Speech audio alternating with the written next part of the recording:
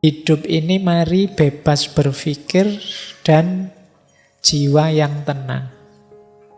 Kalau ingin bahagia, bisa berpikir bebas dan jiwa kita damai. Nah, ini enak kalau kita bisa ini. Biasanya sumber kegelisahan itu kita tidak bebas berpikir, jiwanya gelisah. Atau bebas berpikir tapi jiwa kita gelisah. Atau jiwa kita damai tapi tidak bebas berpikir. Kata De Montaigne, ya kalau ingin bahagia, bebas mikir dan jiwanya damai. Tidak mudah loh bebas berpikir itu. Berpikir itu sebenarnya hakikatnya bebas. Tapi kalau kita sendiri memagari pikiran kita untuk tidak bebas, itu sumber kegelisahan.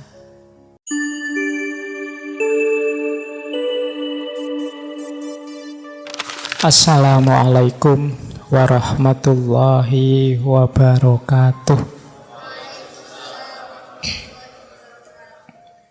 Bismillahirrahmanirrahim. Alhamdulillahirabbil alamin. Wa bihi nasta'inu ala umurid dunya waddin. Allahumma sholli wa sallim wa barik ala habibina wa syafi'ina sayyidina wa maulana Muhammadin wa ala alihi wa ashabihi wa man tabi'ahum bi ihsanin ila yaumiddin. Amma ba'du. Bismillah, mari kita belajar lagi, melanjutkan ngaji filsafat kita bulan ini, masih di tema tentang persahabatan. Baik, kita mulai ya, bismillah. Malam hari ini kita ketemu beliau, Michel de Montaigne.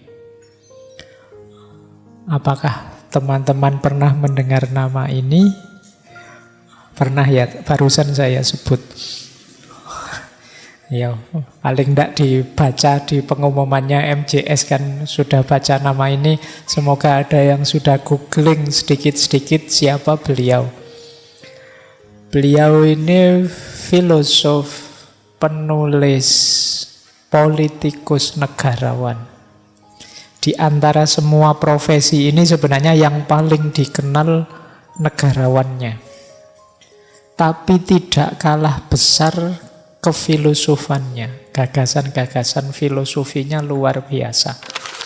Nah, ini cara berpikirnya de Montaigne. Jadi ya tentu saja dia anak zamannya.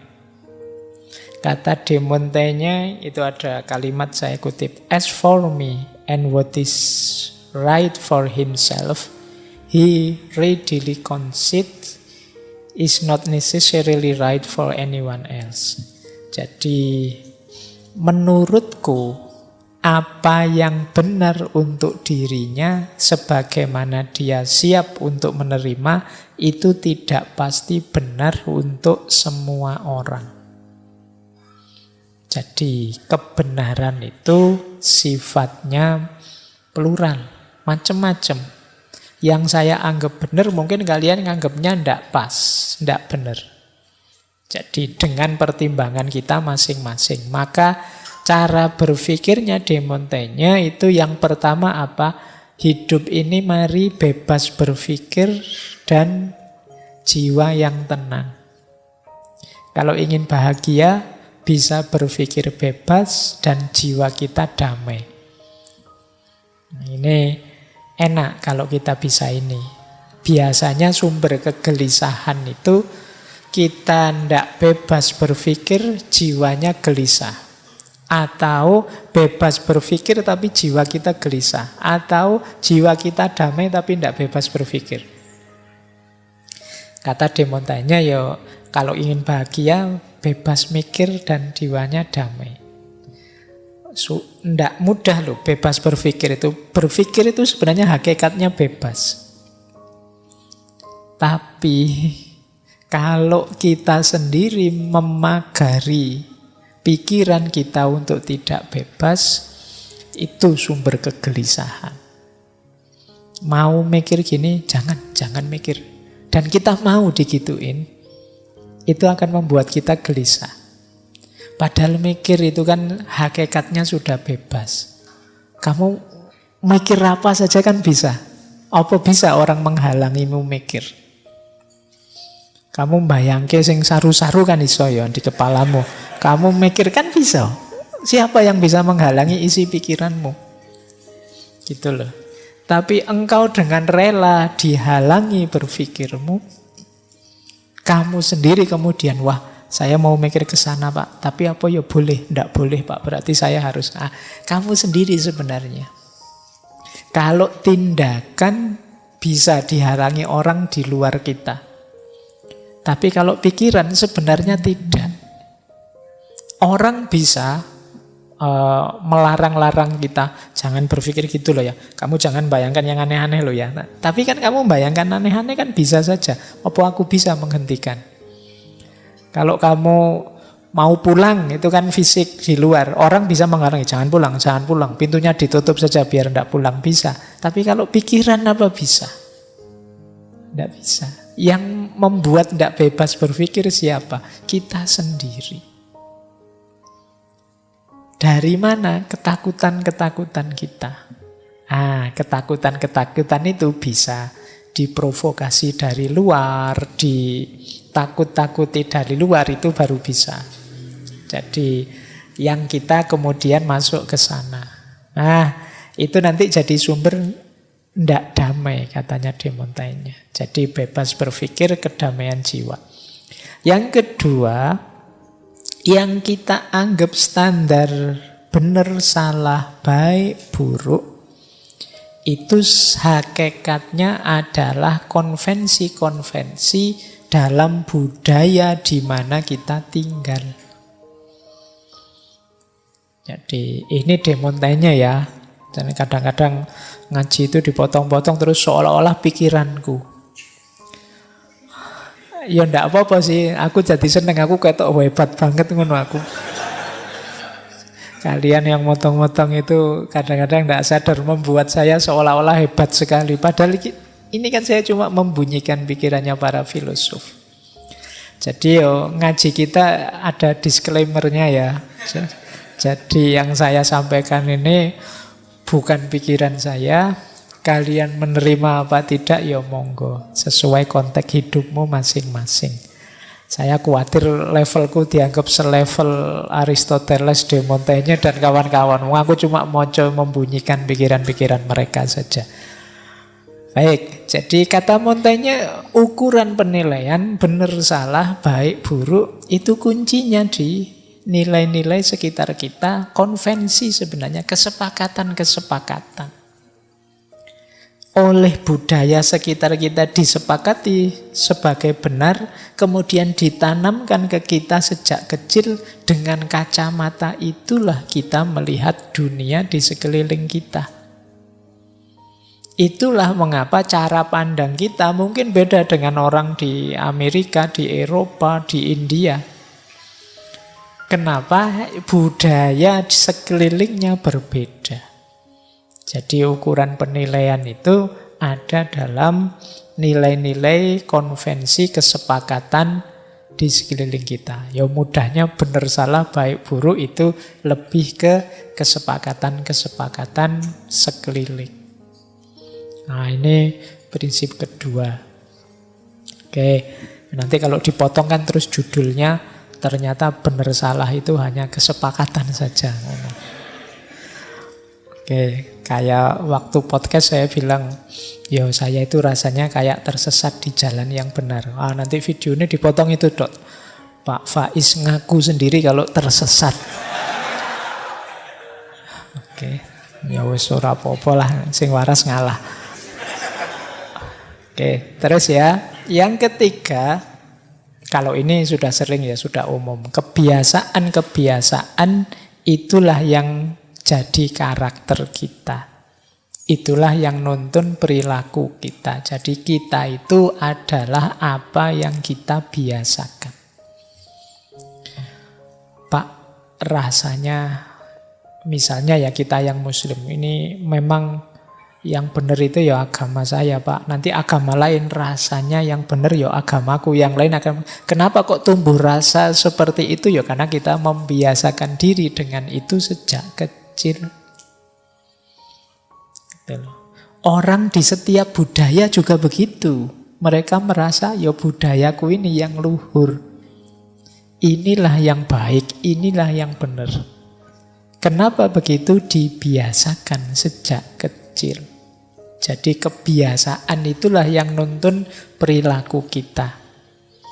Nah, ini nanti jadi titik-titik masuknya di Montaigne untuk melakukan kritik, melakukan skeptik, termasuk mempertanyakan apa iya baik beneran, apa iya luhur secara universal, dan lain sebagainya.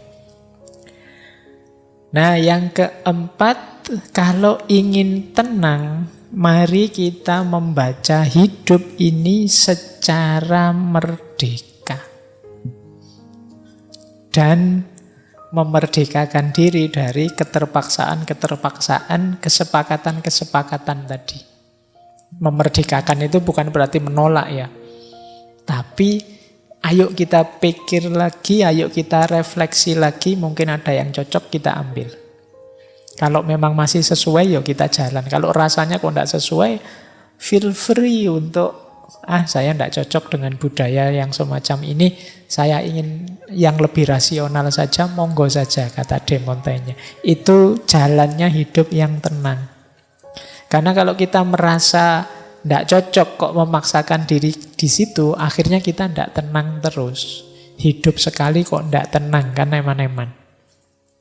Jadi hidup kita kan tidak bisa diulang. Ya kalau film di replay bisa diulang dari sini. Saya ingin diulang sejak SMA. Karena rasanya kok zaman SMA dulu kalau saya agak agresif dikit mungkin nggak semalang ini nasibku sekarang misalnya. Kan tidak bisa begitu.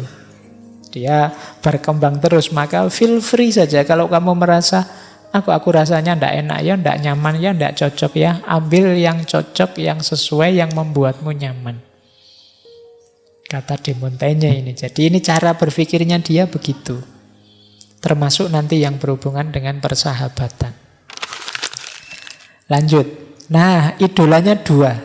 Filsafat. Aliran skeptisisme dan epikureanisme. Epikuros. Nah, ini aliran yang sering dianggap kontras dengan stoikisme. Hari ini kan banyak orang rame-rame seneng mengidolakan stoikisme. Sering mengkritik epikureanisme. Tapi justru De Montaigne lebih suka epikureanisme. Lebih realistis, lebih manusiawi katanya De Montaigne. Jadi fokus justru pada pleasure, leisure, dan friendship. Pleasure itu seneng. Hidup itu kan nyari seneng. Apa ada orang yang hidup nyari susah? Tidak ada. Kemudian leisure. Leisure itu waktu luang sebenarnya. Waktu santai-santai. Menikmati waktu senggang. Ya bahasamu hari ini rebahan. Nah itu leisure. Lu kan enak hidup itu kan ya memang nyari itu. Dan friendship, pertemanan. Itu kan keywordnya epikureanisme. Nanti kalian ulang ya, ada rekamannya epikureanisme, kita pernah mengkaji itu. Meskipun sekarang orang lebih suka stoikisme. Stoikisme kan, meskipun itu sakit, kalau engkau menolak sakit, nah, kayak gitu gayanya stoik ya, sakit ya sakit. Gimana nolaknya? Itu kan nanti kalau dilanjutkan, meskipun engkau lapar, tapi kalau pikiranmu menganggap ini kenyang, iya tetap lapar. Nah itu gaya stoik kan begitu cara mikirnya. Nah itu dikritik oleh epikureanisme. Hidup itu ya normal, orang itu mencari pleasure, leisure, dan friendship. Yang masih saya ingat, kesenangan itu ada yang sifatnya natural, necessary, ada yang natural, unnecessary, ada yang unnatural. Natural, necessary itu yang alami dan harus ada, wajib. Makan, minum, pakaian, tempat tinggal. Ini natural, necessary. Alami saja. Makan itu kan ya alami saja. Kalau tidak makan ya lapar. Kalau tidak pakai baju ya dingin. Kalau tidak punya tempat tinggal ya gelandang. Kan cuma itu. Natural, maka ya kejarlah itu. Ya nanti kalau sudah cuapek tidak dapat baru, ini rasa sakit ini, aku anggap saja tidak sakit, itu baru itu. Tapi kan ya orang mengejar itu kan manusiawi. Nah, ada lagi yang natural tapi unnecessary. Kalau ini, kalau bisa syukur, kalau enggak ya enggak apa-apa. Unnecessary itu misalnya makan enak, makan mewah, itu unnecessary. Jadi makan mewah enggak usah lah, ya makan yang penting kenyang, meskipun angkringan enggak apa-apa. Nah itu, jadi karena apa? Makan mewah itu unnecessary. Tapi kalau duitnya banyak ya jangan pelit. Mosok duitnya banyak angkringan terus, ya sekali-sekali warung yang lain. Meskipun unnecessary. Nah, ada lagi unnatural. Unnatural ini biasanya malah sering bikin ruwet hidup. Misalnya kekuasaan, kemasyhuran, keterkenalan. Itu ada orang menghabiskan uang banyak biar terkenal. Misalnya apa ya? Instagram apa Twitter terus followernya beli misalnya. Pamer kemana-mana, wah aku terkenal, followerku jutaan loh sekarang, padahal beli. Nah, kayak gini kan unnatural, tidak natural lah, cari yang natural saja. Jadi orang itu mencari kesenangan itu manusiawi, mencari leisure, ingin santai-santai manusiawi, dan juga friendship. Ini yang diambil oleh De Montaigne. Jadi hidup tidak perlu rumit-rumit lah, tidak perlu terlalu dalam, asal seneng, santai, dan banyak teman. Nah, kalau teman-teman punya prinsip ini, ayo seneng-seneng, santai-santai, hura-hura bareng teman-teman. Nah, itu epikureanisme. Oke, baik. Meskipun ya nanti kalau dilihat di uraiannya agak dalam, tidak sedangkal itu, tapi intinya itu. Tidak seagung gayane orang-orang stoik. Dan kelompok ini itu yang sering dikejar-kejar pada zamannya. Jadi dianggap kelompok yang hedon, duniawi, ingin senang-senang saja. Padahal ya semuanya kan ingin senang. Tidak ada orang itu yang hidup kok tidak nyari senang. Apa ada orang saya tak nyari susah sajalah, kan tidak ada. Jadi ya semua orang ingin senang, meskipun kadang-kadang tidak tercapai sehingga susah. Baik, ini idolanya De Montaigne, epikureanisme dan skeptisisme. Coba ya, saya ambil contoh itu beberapa potongan dari isi. Misalnya yang nomor 1 itu, ciri kebijaksanaan yang paling jelas adalah kegembiraan. Kita berfilsafat itu kan mencari kebijaksanaan, cinta kebijaksanaan. Kata De Montaigne, bijaksana itu gembira. Kok ada orang berpikir bijaksana kok merengut saja. Mentang-mentang filosof ndak iso guyu blas pokoknya. Ada apa-apa mencurang mikir terus.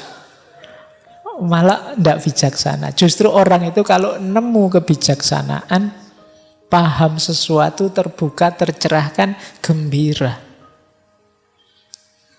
Jadi orang bijaksana berarti cirinya gembira.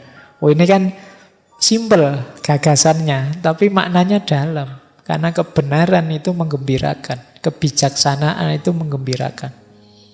Kok malah ruwet, kok malah kacau hidup ini, kok malah tidak bisa senyum kita, malah tegang kita, malah marah kita. Karena kebijaksanaan itu kemungkinan belum sampai pada titik bijaksana.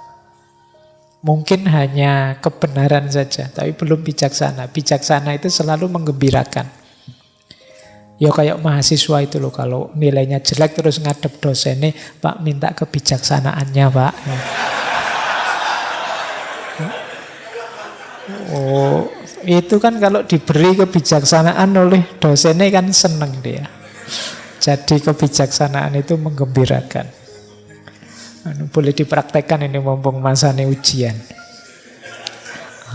Oke ya, itu contoh salah satu opini dari De Montaigne. Yang kedua, ini menarik. Saya lebih suka ditemani orang biasa. Sebenarnya terjemahan aslinya peasant. Peasant itu orang petani. Karena mereka tidak cukup terdidik untuk berpikir secara tidak benar. Kita itu sering dididik untuk berpikir secara tidak benar. Berpikir secara tidak benar itu, kita itu biasanya kaku dengan rumus-rumus berpikir. Padahal kadang-kadang rumus itu sudah tidak kontekstual lagi, tidak relevan lagi. Jadi kita kan setia. Pak, saya itu stoik loh Pak. Nanti ono apa-apa dikomentari versi stoik. Itu malah tidak bijaksana. Akhirnya membaca apa saja kita terdistorsi, terdistraksi gara-gara itu. Pak, saya ini alirannya eksistensialis loh Pak. Terus ono apa-apa membacanya wah secara eksistensialis. Apa-apa gitu terus dia. Malah tambah ruwet. Mending orang biasa katanya De Montaigne. Aku pengen gayanya orang biasa-biasa saja lebih enak. Pikirannya lebih murni, lebih spontan, lebih jernih. Daripada yang sudah bulet, ruwet. Kayak orang-orang yang diajari mikir. Mikir itu kalau diajari kan kadang-kadang kita terus setia dengan rumusnya. Akhirnya tidak ngerti konteks, tidak ngerti situasi. Sehingga kadang-kadang malah mengacaukan pemahaman, mengacaukan situasi juga. Jadi, nah ini menarik juga, ini contoh saja. Ada lagi yang saya ambil itu dari ia yang menyusun argumennya dengan keributan dan perintah, menunjukkan bahwa pikirannya lemah. Jadi kalau ada orang punya gagasan, kok terus ditanya, dasarnya apa sih? Argumenmu apa? Jawabannya adalah dengan keributan dan perintah. Keributan itu ya mungkin marah-marah. Jadi yang lain dimarahi semua. Atau merintah-merintah. Pokoknya kamu ikut saja, tidak usah terlalu banyak mikir. Pokoknya itu kemungkinan pikiran itu lemah. Jadi pikiran yang kuat akan bisa meyakinkan dengan argumen. Bukan dengan keributan, dengan perintah. Jadi kalau ada orang mikir terus kita tanya, itu maksudmu apa sih? Sudah nggak usah tanya-tanya, nantang Bobie. Nah, itu kemungkinan pikirannya lemah. Siapa sih kamu itu berani-beraninya tanya, itu kemungkinan pikirannya lemah. Nah, itu contoh gayanya De Montaigne. Nah, itu yang nomor 4 menarik. Tidak seorang pun bebas dari bicara omong kosong. Satu-satunya kemalangan adalah melakukannya dengan sungguh-sungguh. Nah, orang itu kan ya ngomongin tidak serius terus. Kadang-kadang kita ngomong itu ya omong kosong aja. Iseng-iseng santai ngomong kosong. Sayangnya kita sering omong kosong secara serius. Iya. Rugi kita. Ya omong kosong ya santai aja. Tidak usah diambil hati, nggak usah diambil hati. Sama-sama omong kosongnya kok terus tawuran. Ngapain? Ya kan? Kan banyak fenomena-fenomena itu kan. Ini jane ya omong kosongnya. Kira-kira besok kayak gimana itu. Tapi kok terus tawuran, gegeran. Itu namanya ngomong kosong secara serius. Itu kan kayak kalau di Jawa Timur dulu saya ingat ada ceritanya Ludruk. Itu kan ada Ludruk itu yang cerita, seandainya aku punya uang, aku akan beli kucing, ternak kucing. Yang satu, kalau aku punya uang, aku akan jualan ikan asin. Wah. Yang satu bilang, tapi nanti kucingmu diikat ya, biar tidak makan ikan asinku. Loh, kalau kucingku diikat, tidak ada orang lihat, tidak laku kucingku. Yo, ikan asinmu yang ditutupi. Oh, kalau ditutupi nanti yang beli siapa? Terus gegeran. Jadi ini omong kosong yang secara serius. Kita sering begitu. Gitu loh. Hari ini kan banyak kan alegori semacam itu. Kira-kira pemilu yang akan datang aku suka yang ini, aku mau milih ini. Yang itu, oh enggak, kalau aku suka yang ini. Loh kamu musuhku berarti. Oh ya tantang-tantangan kok. Wong yo itu masih kira-kira besok calonnya ya orang mesti nyalon. Tapi sekarang sudah tawuran. Nah ini namanya omong kosong. Secara sungguh-sungguh ngapain ya omong kosong ya disikapi omong kosong saja, santai saja, jangan baper. Nah ini di Montaigne ya, bukan saya yang ngomong. Oke, terus itu juga menarik ya. Keras kepala dan gigih memegang pendapat orang lain itu bukti paling baik dari kebodohan. Nah, itu jadi kok ngeyel terus bela terlalu terikat pada satu pemikirannya orang, kemungkinan memang kita tidak mau mikir. Jadi itu bukti paling baik dari kebodohan. Masih ada lagi sebenarnya. Tidak apa-apa ya, biar sekalian mumpung di bawah.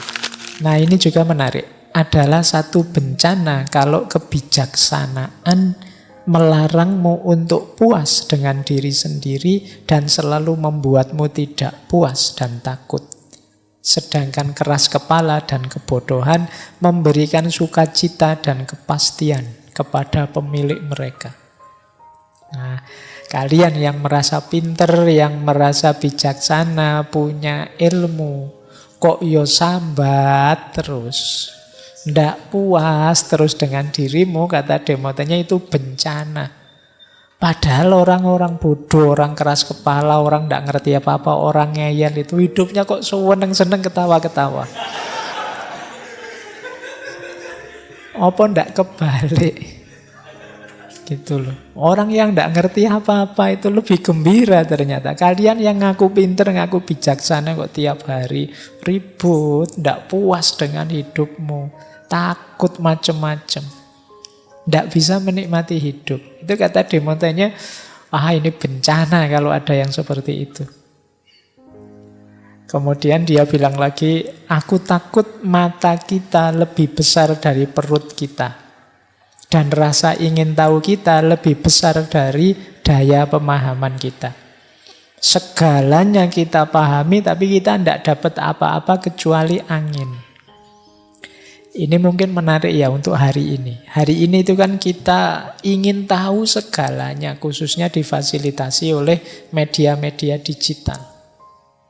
Rasanya kita itu ngerti sangat banyak hal berkali-kali lipat, tapi seperti angin. Seperti angin itu terus manfaatnya apa? Kita tidak pernah ngitung informasi ini gunanya apa untukku. Manfaat apa enggak? Ya kalau bahasa agama maslahat apa enggak? Apalagi lebih tinggi barokah apa enggak? Oh itu lebih luas lagi. Kita tidak pernah ngitung itu. Itu kalau bahasanya De Montaigne ini mata kita lebih besar dari perut kita. Jadi kalau lebih besar dari perut berarti kan apa? Belanja dari mata itu tidak muat di perut. Tidak muat di perut itu tidak bisa kita cerna. Buat apa? Informasi sebanyak itu buat apa? Apa saja kan hari ini kita telan. Berita tentang artis ini, tentang artis itu, tentang tokoh ini, orang itu, dan lain sebagainya. Kadang-kadang ya tidak penting. Rencananya mau cerai, kemudian ternyata tidak jadi cerai. Sekarang selingkuh dengan siapa? Itu gitu terus. Kamu ikuti terus kayak gitu, kamu ikuti. Terus akhirnya apa? Kamu hanya dapat anginnya saja, kata De Montaigne. Buat apa?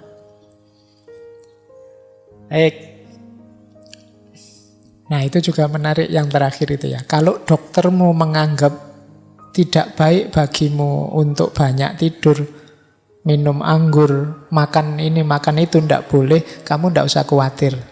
Aku carikan untukmu dokter yang lain. Jadi, ya kan kadang-kadang dunia kedokteran kan begitu. Jadi dokter ini bilang jangan banyak kopi ya, bla bla bla. Yang sana bilang lu kopi itu manfaatnya banyak terus. Jadi ya kamu nyari yang kamu butuh saja. Yang kamu cocok saja. Pilih saja yang mana yang enak ya. Jadi kata. Dan ini sebenarnya mungkin termasuk sindiran pada manusia itu ya tergantung sudut pandang, cara berpikirnya macam-macam. Kamu ingin yang mana? Jadi kadang-kadang dalam hidup ini memang keinginan kita lebih dulu. Tujuan kita lebih dulu. Baru setelah itu argumennya belakangan. Kecenderungan kita dulu, nanti alasannya belakangan. Kita tidak suka orang ini dulu, baru nanti alasannya belakangan. Atau suka dulu, alasannya belakangan. Ini sindirannya De Montaigne. Jadi seolah-olah kita itu bijaksana. Wah, orang ini bijaksana. Alasannya panjang sekali. Aslinya yo alasan itu bukan alasan yang rasional, tapi alasan yang rasionalisasi. Bukan alasan yang benar, tapi alasan pembenaran. Karena sejak awal sudah memihak.